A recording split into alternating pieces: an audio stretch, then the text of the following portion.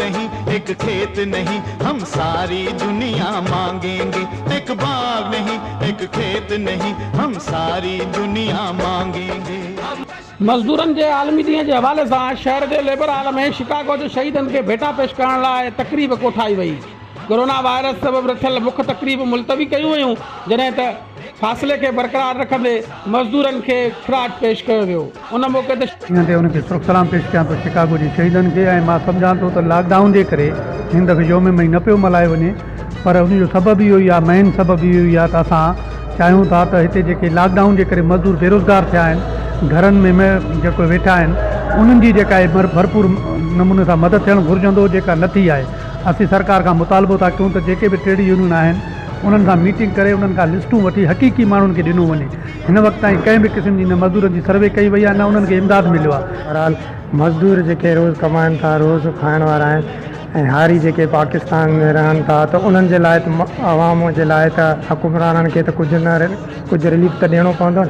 सो ऐलान तरबियूं रुपयनि जा कनि था वफ़ाक़ ऐं सिंध हुकूमत, पर उन ते अमल काई बि नथो थिए।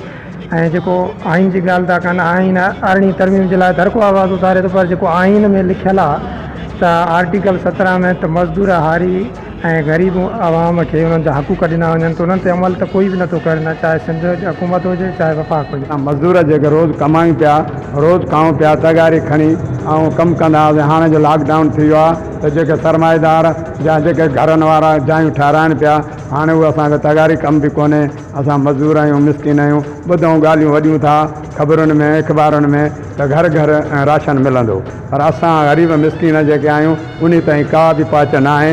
असां अर्ज़ु था कयूं वज़ीर आला साहिब ऐं बिलाल साहिब खे त जेके असांखे MPA में ग़रीब पीड़िजी विया आहिनि, असांजो हालत सफ़ा ख़राबु आहिनि मज़दूरनि जा, उन्हनि जा बचनि जा।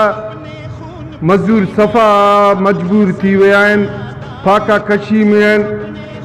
मां 125 कारखाननि जो शदात कोट में 125 कारखाननि जा मज़दूर घटि में घटि 10,000 जे अंदरि आहिनि। अनाज मंडी में 600 मज़दूर कमु कंदा आहिनि, अनाज मंडी बि बंदि आहे, उहो मज़दूर बि परेशान आहिनि। मां हिननि जो चवणो त मज़दूर हिन वक़्तु बि सख़्तु ताब में आहे। वरी मौजूदा सूरत हाल में सरकार पारां मज़दूर जी ख़ासि सार संभाल न लहण करे मज़दूर जो गुज़र सफ़र सख़्तु थी रहियो आहे। हिननि शिकागो जे शहीदनि खे सलाम पेश कंदे वसवरनि खां मुतालबो कयो त सहूलियतूं फ़राहम करे ॾिनियूं वञनि त जीअं मज़दूर बि पंहिंजी ज़िंदगी सही नमूने सां बसर करे सघनि। कैमरामैन